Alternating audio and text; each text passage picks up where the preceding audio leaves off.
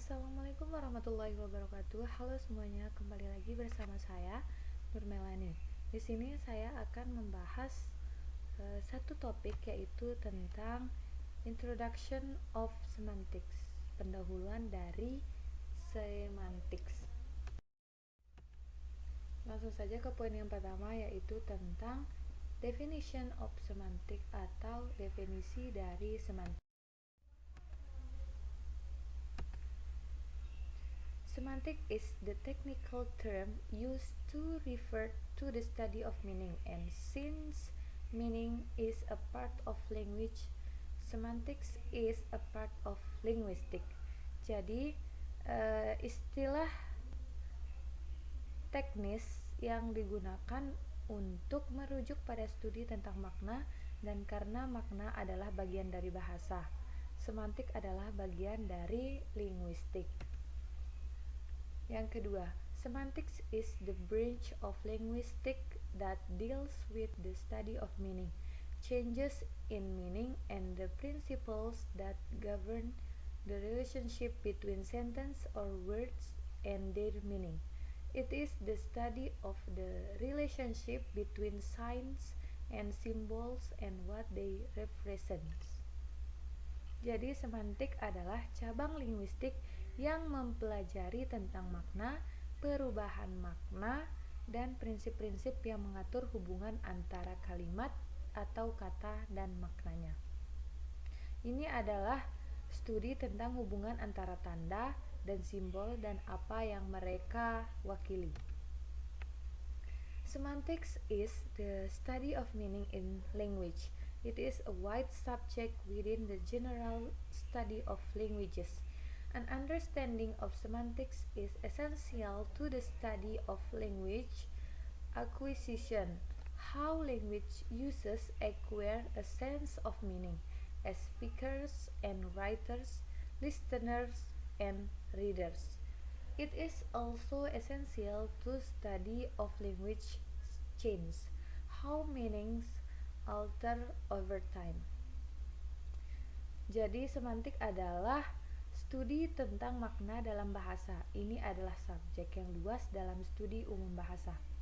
Pemahaman tentang semantik sangat penting untuk mempelajari akuisisi bahasa, atau bagaimana pengguna bahasa memperoleh rasa makna sebagai pembicara dan penulis, pendengar, dan pembaca. Ini juga penting untuk mempelajari perubahan bahasa, bagaimana makna berubah dari waktu ke waktu. Oke, poin kedua yaitu definition of semantics according to expert.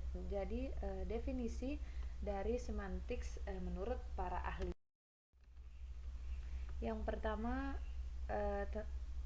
dari Chomsky.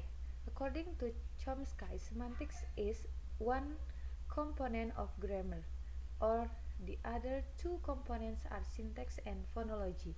The meaning of a sentence is largely determined by this semantics component.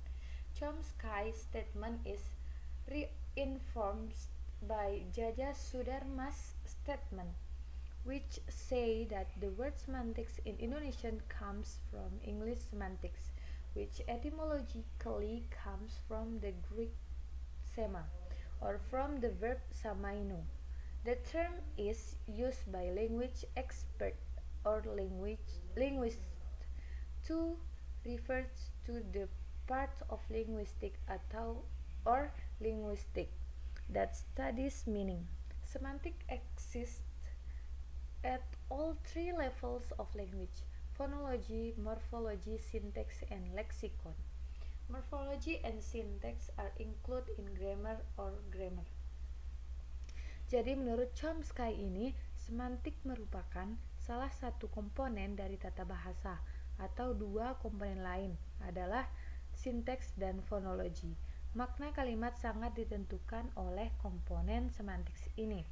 Pernyataan Chomsky diperkuat oleh pernyataan Jaja Sudarma yang mengatakan bahwa kata semantik di dalam bahasa Indonesia berasal dari bahasa Inggris semantik, yang Secara etimologi berasal dari bahasa Yunani sema atau dari verba samaino.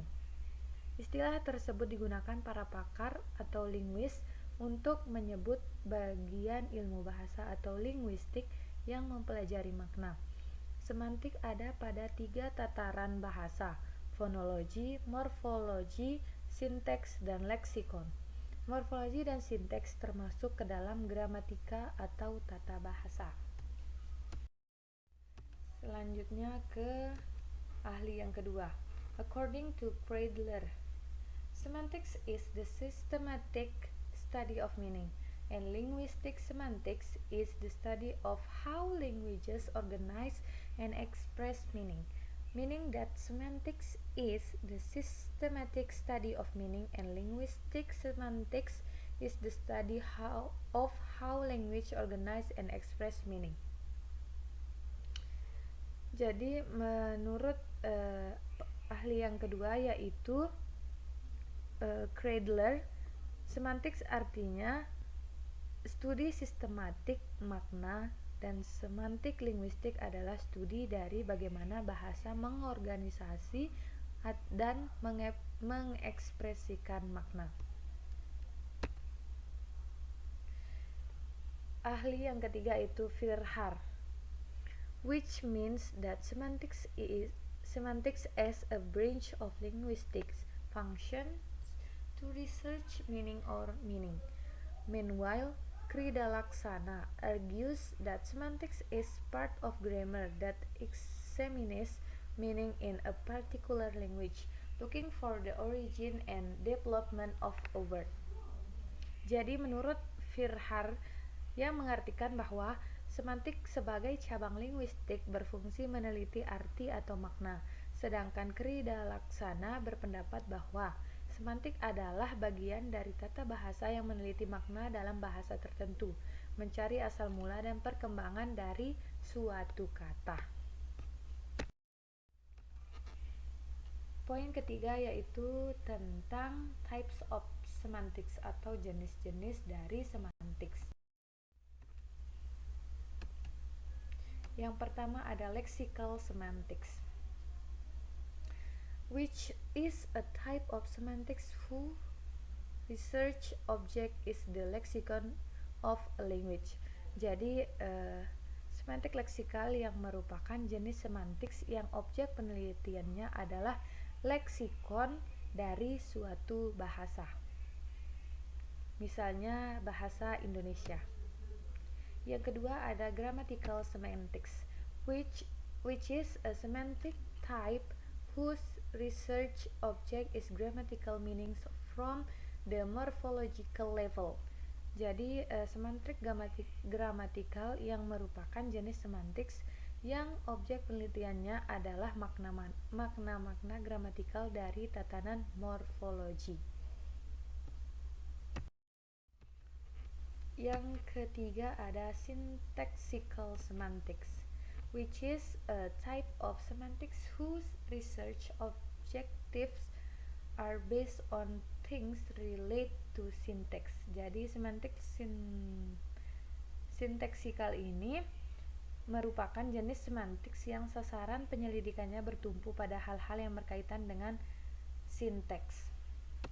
Yang terakhir ada intense semantics, which is a type of semantics relating to the use of figurative language forms, such as metaphor, irony, litotes, etc. Yang terakhir adalah semantics tentang maksud, yang mana merupakan jenis semantics yang berkenaan dengan pemakaian bentuk-bentuk gaya bahasa seperti metafora, ironi, litoses, dan lain-lain. Ya, mungkin sekian materi yang bisa saya sampaikan. Semoga apa yang saya sampaikan bermanfaat untuk kalian semua. Mohon maaf apabila ada salah kata dan salah pengucapan. Mohon permaklumannya. Sekian dari saya. Wassalamualaikum warahmatullahi wabarakatuh.